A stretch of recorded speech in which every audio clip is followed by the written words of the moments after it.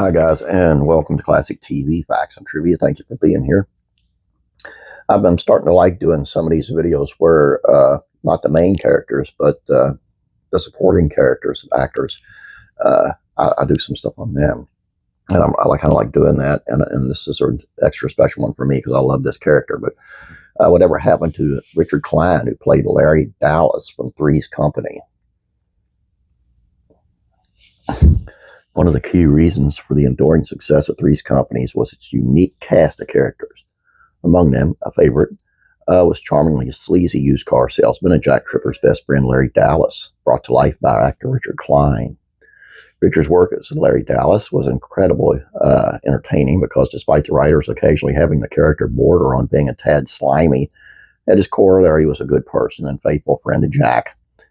I'm not certain there's another actor who could have pulled off that character the way Richard did.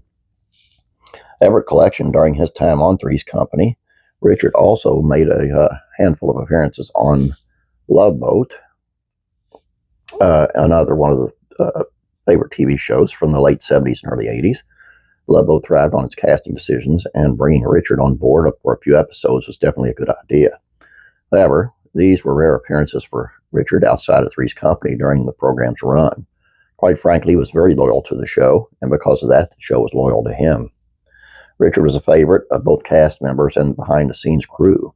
Simply put, he was just so easy to get along with, and as such, as time rolled on, Larry Dallas seemed to make more and more appearances. And when the fourth season of the show premiered, he found himself in the opening credits of the show as a regular cast member. The following season of Three's Company was a bit of a mess due to Suzanne Summers' contract dispute, in which the stars demanded an increase in pay and a percentage of the show's profits, demands which ultimately ended her up getting her fired from the show. But Richard was there, along with the other remaining cast members, doing his very best, and when the dust settled, his character was even a more prominent member of the show, so much so that TV Guide included him on the cover featuring the primary cast members in 1982.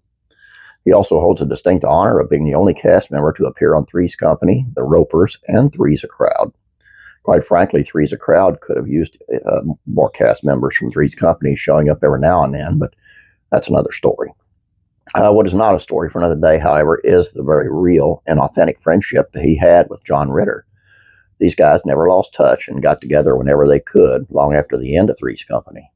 In fact, just weeks after John's death, before John's death, the two attended a baseball game together. After Three's Company wrapped, Richard found steady work as a semi-regular on a sitcom It's a Living.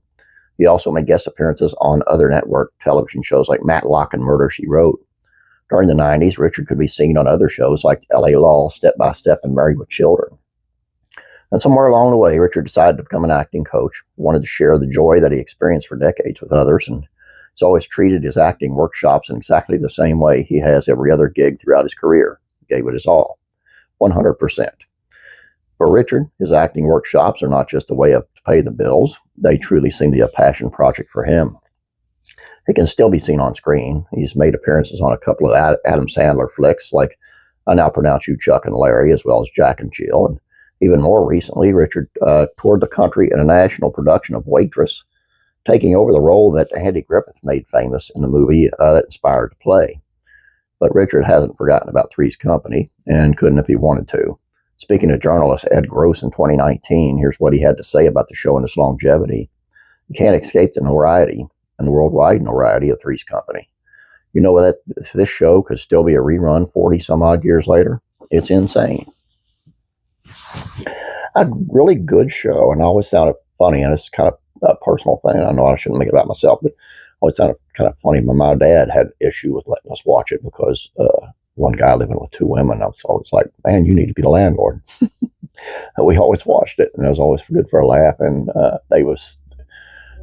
as far as actors, they were stacked. They had really, really good actors. All I got for you guys, please subscribe if you haven't not yet. Please like this video. I'd appreciate it. You have a great day. God bless you, and I'm praying for you.